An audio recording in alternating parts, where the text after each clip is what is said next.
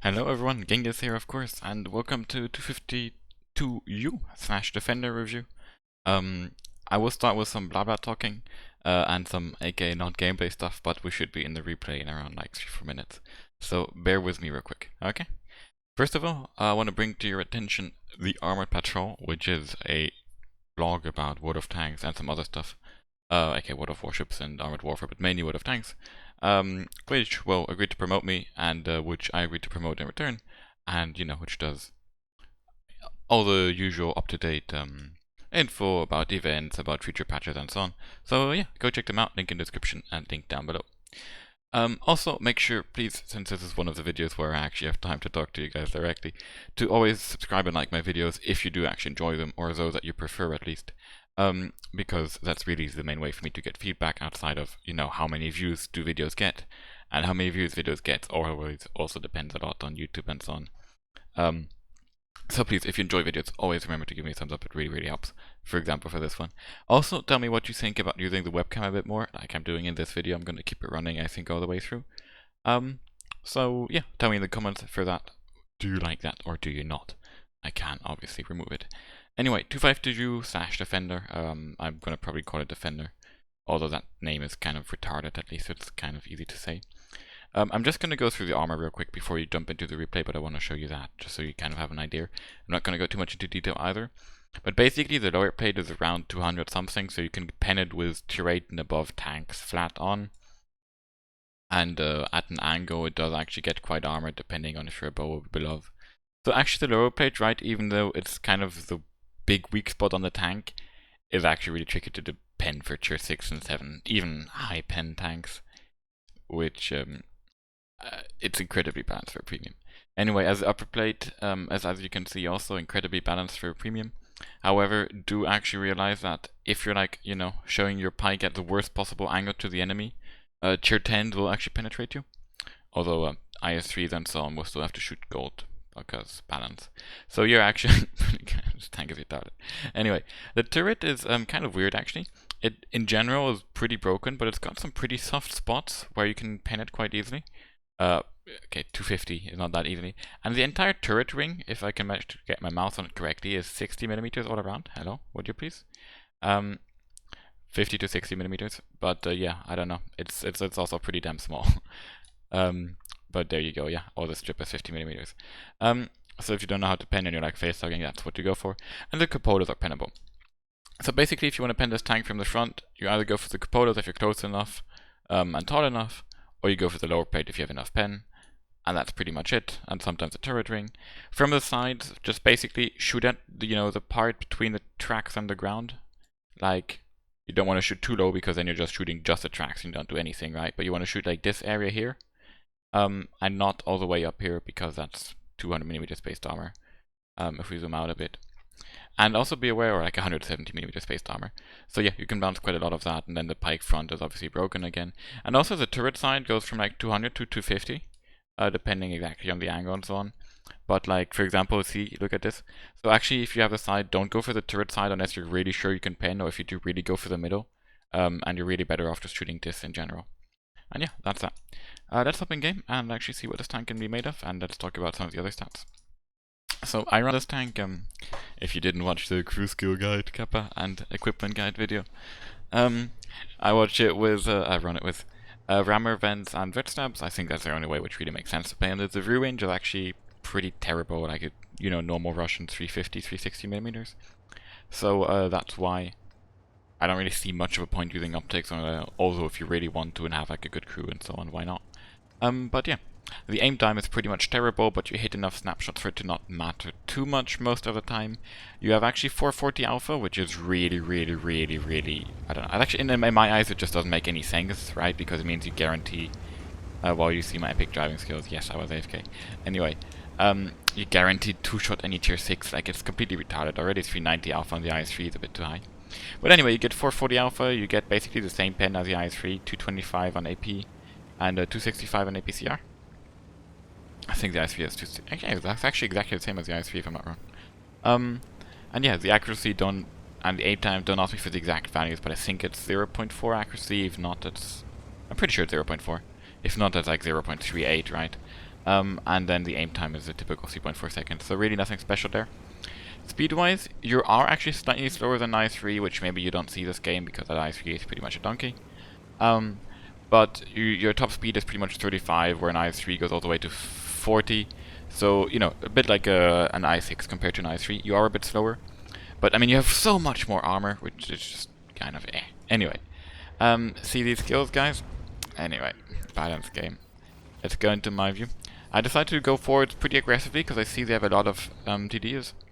And not that many turrets in general, plus their turrets I can farm. You remember those times when premiums were actually weaker than heavies? The non-premiums, I mean. I see the T-37 in the back, try and get a shot into him. I think I actually hit that right. No, I don't. Wow, I'm bad. Decide to move up a bit.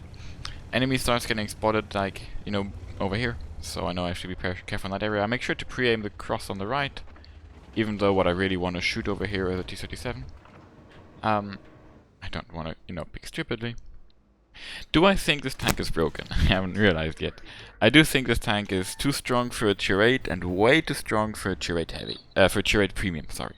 But on the other hand, it's also not that OP because it does have like that speed which limitates it. It doesn't have premium matchmaking. Like the speed limitates you from farming super hardcore in low tier matches, right? Because you're just slow at some point, like you're just driving behind the damage.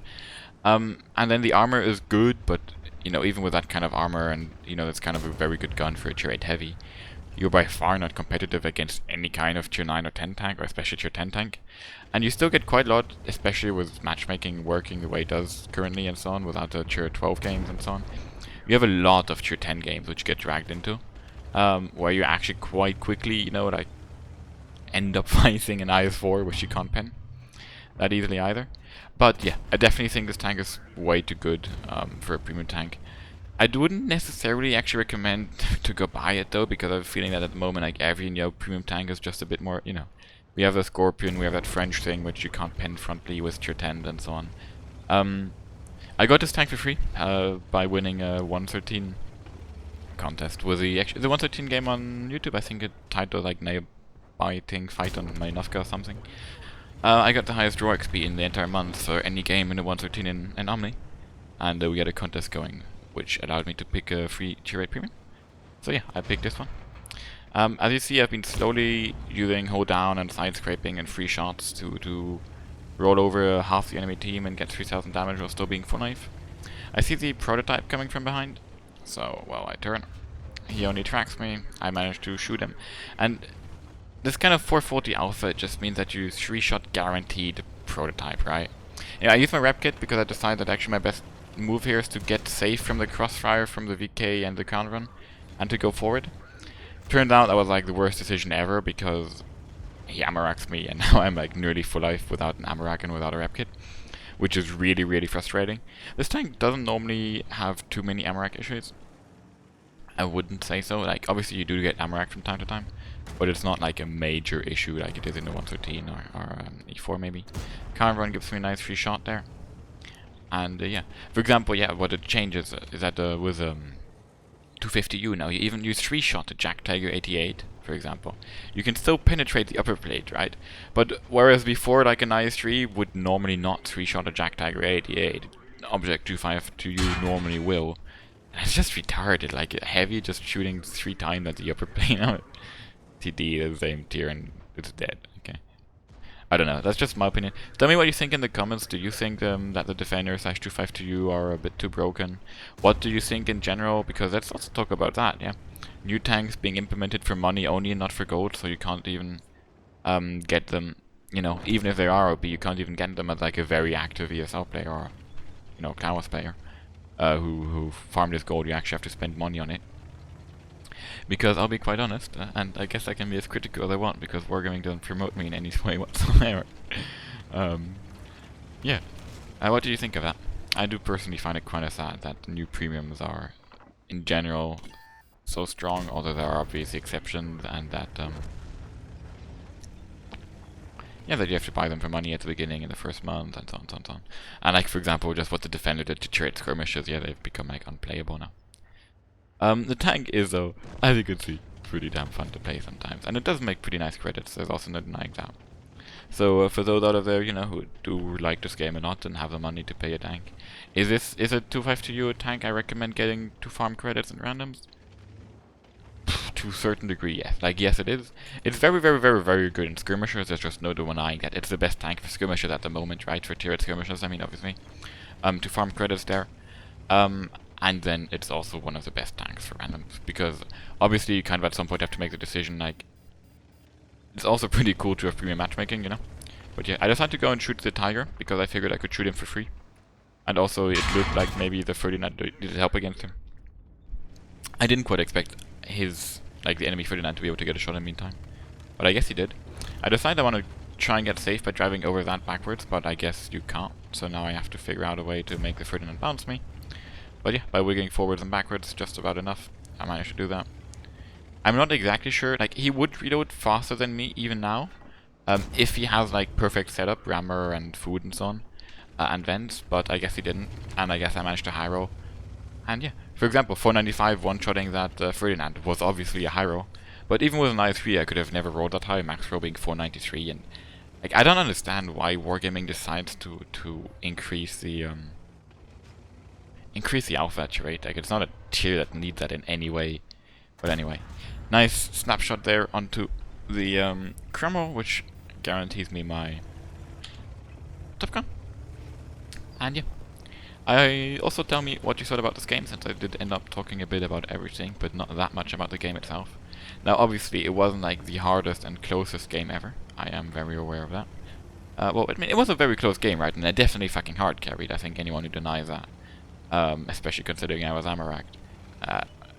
You know, well, we can't deny that well, that easily. Feel free to try though. But yeah, it wasn't the best enemy team ever. And I didn't do anything super magic, huh? So tell me anyway if you enjoyed it, or if you would have, you know, preferred me talking more about why I'm aiming where I'm aiming, or why I'm driving exactly where I'm driving at specific points in the game. Still, I hope you, in general... Oh yeah, actually no. Let's have a look at the post-game stats, right? Because we are actually such a professional YouTuber. So, 1 second, there we go, there we go. Let's have a look at the post-game stats. We got an ace tanker, we got a steel wall, we got a high caliber, we got a top gun. No huge surprise there. We ended up doing 6,216 damage, getting 6 kills and 1,760 raw XP, which is actually pretty damn cool. We hit 18 out of our 19 shots and penned 18, and that's really the only way I managed to do the kind of damage I did, especially considering I was Amaraked from around 3.5k damage on. So nearly half the damage I did do while having a fucking 20-second reload for 4.4k alpha, right? I do want to point that out. We also took like a completely retarded, you know, 17 shells, of which only 3 penetrated us, which were like 30, 30, and T20 Pro. Okay, same true to these. But that's pretty cool, although we only blocked 2k. Although that's because a lot of the non-penetrations... But actually, no, wait. Yeah, a lot of the non-penetration was shots which went into the tracks, for example, from the prototype and so on. So I guess that's why the block damage was rather low. We spotted a little bit, we traveled nearly 2k kilometers, and yeah, we ended up making 161 brute profit and 100 net profit, with 34,000 going to ammo. I had to shoot 4 APCR shells because I ran out of AP. I think I ran 14-14 on this. Maybe I should consider running a bit more AP, but eh. And then yeah, 20k to food, which I don't know. I don't see a reason to not use on a premium tank, which makes a lot of credit. Like, even if you have a really bad game and you use food, as long as you have a premium account, like, you're gonna make a bunch of credits anyway. And it really allows you to get like that extra half a second reload, or you know, less. That extra bit of view range and that extra bit of aim time, which really helps out in my eyes. Hope you enjoyed this video. Again, make sure you leave thumbs up and maybe also share this on, you know, clan forums, in-game WhatsApp groups, Facebook groups and World of Tanks, whatever you have, because any support like that really is super appreciated by me. And yeah, hope you enjoyed this. See you next time. Subscribe, and bye-bye.